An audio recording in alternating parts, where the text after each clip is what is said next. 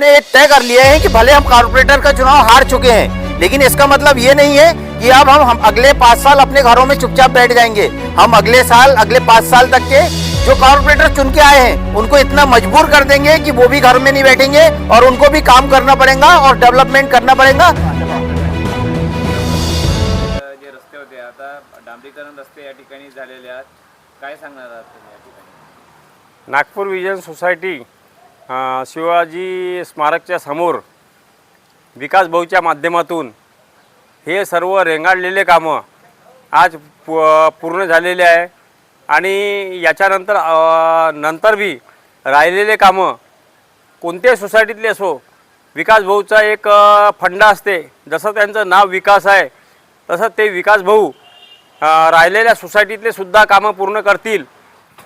बोरकर साहेब, तुम्ही या परिसरातील नागरिक आहात, इथे डांबरीकरण रस्ता झालेला आहे विकास भाऊ यांच्या माध्यमातून, आपण काय प्रतिक्रिया देणार आहात?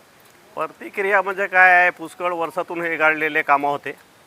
पुष्कळ वेळा विकास भाऊला मी बटलं आणि NITला सुद्धा पण याचे निवेदन दिलेले होते आणि त्या माध्यमातून हे विकास भाऊने आमचे काम करून दिले। त्यांच्यावर प्रेशराइज करून म्हणा, कसाही म्हणा, कुठूनही फंड म्हणून म्हणा, कारण आमच्या इथला जो फंड होता तो संपलेला असा NITच्या म्हणणं होता, पण विकास भाऊनी त्यांच्यावर प्रेशराइज करून सगळ्यांनी हे रोज आमचे कामं करून दिले, त्याबद्दल आम्ही त्यांचा फार फार अभिनंदन करतो। धन्यवाद। प्लॉट मागच्या 20 वर्षापासून घेतलेला आहे, तेव्हापासून इथे रस्त्याचे काहीच हे नव्हतं। ही रजिस्टर्ड सोसायटी आहे, डेव्हलप सोसायटी आहे। सुरुवातीपासून इथं रस्ते वगैरे सर्व पाहिजे होते, तर रस्ते नाही, काही नाही आणि पावसाळ्यात फार त्रास होत होता, पण आमचे बोरकर साहेब यांनी विकास ठाकरे आमदार यांच्याकडे वारंवार सांगून त्यांनी हे रस्ते बनवायचा आपला हे केला, त्याबद्दल मी विकास ठाकरे यांचा आभार मानतो।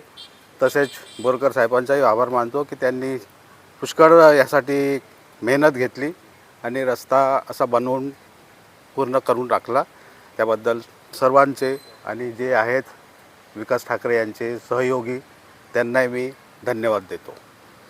सोसाइटी में डांबरीकरण रस्तों का काम हुआ है, कैसा महसूस कर रहे हो युवा बोल के आप? अभी बहुत अच्छा लग रहा है। यहाँ पे पहले रास्ते इतने ख़राब थे कि यहाँ से एक 2 व्हीलर भी नहीं जा रही थी, लोगों को बहुत तकलीफ़ होती थी। उसके लिए बारिश में तो यहाँ से पूरा कीचड़ रहता था इस रोड पे।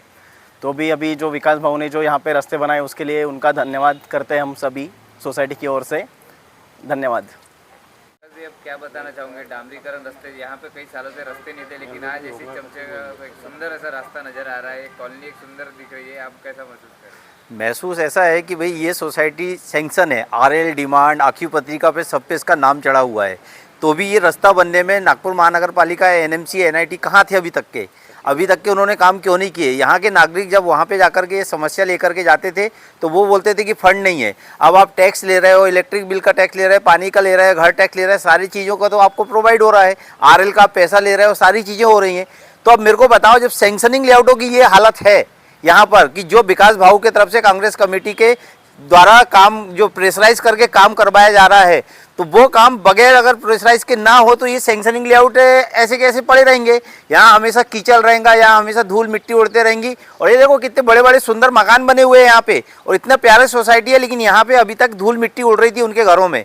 तो हमने और यहाँ के नागरिकों ने जो डेपुटेशन डाले थे विकास भाऊ के मार्फत से कांग्रेस कमेटी के तरफ से, तो उस डेपुटेशन में प्रेशराइज करके आज ये काम शुरू किया गया है। और आने वाले समय में यहाँ पे सीमेंटीकरण का रोड होना चाहिए, क्योंकि ये सैंक्शनिंग लेआउट है।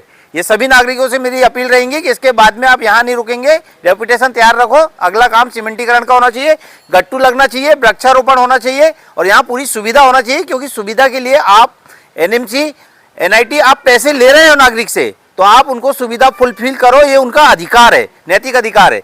दूसरी चीज, नागपुर में, पश्चिम नागपुर में डेवलपमेंट के तौर पे विकास भाऊ ने आपको कई बार अपने स्टेटमेंट में बोले हैं, 7 साल पहले तब 70% काम ऐसे थे कि जहां से गटर का लाइन चौकअप थी, कहीं गटर लाइन थी ही नहीं, कहीं पे पानी बह रहा था, कहीं पे रोड में बड़े बड़े गड्ढे थे, मतलब बहुत बड़ी बेकार स्थिति में विकास भाऊ जब यहाँ आए चुन के, तो उनको यहाँ की बहुत सारी समस्या लगी और फिर उन्होंने वहाँ से डेवलपमेंट के काम चालू किए। आज की डेट हम दाबा में अगर इधर उधर घूमेंगे, लोगों से चर्चा करेंगे, तो लगभग 70% काम विकास भाऊ के मार्फत से कंप्लीट हो चुके हैं। और आने वाले समय में आने वाले जो 4 समय का कार्यकाल विकास भाऊ ठाकरे का है, उस आने वाले 4 साल के टाइम पीरियड में, उस टाइम पीरियड में हम लोग ये नागपुर में, पश्चिम नागपुर का जो क्षेत्र है, इसको इतना डेवलप कर देंगे कि इसके डेवलपमेंट का प्लान बाकी नागपुर में प्रोवाइड किया जाएगा, दिखाया जाएगा। एक डेवलपमेंट मॉडल के तौर पे हम लोग पश्चिम नागपुर को पेश करेंगे। और मेरी अपील है यहाँ के नागरिकों से और सभी नागरिकों से कि जहाँ भी, जिसके भी पश्चिम नागपुर में जो भी वार्ड में जो भी समस्या हो,